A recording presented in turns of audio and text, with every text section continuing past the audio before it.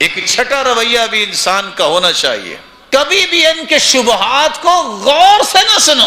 صرف وہ ان سے بات کرے جس کو اسلام کی تعلیمات کا علم ہے، تاکہ وہ رد کر سکے، بتا سکے کہ صحیح بات کیا ہے، کہیں بہک نہ جائے۔ ساتواں رویہ یہ ہے کہ مسلمانوں کو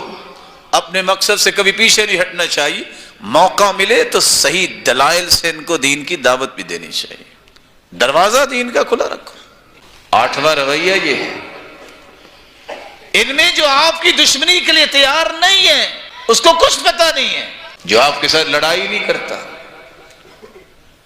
جو غداری نہیں کرتا، خیانت نہیں کرتا،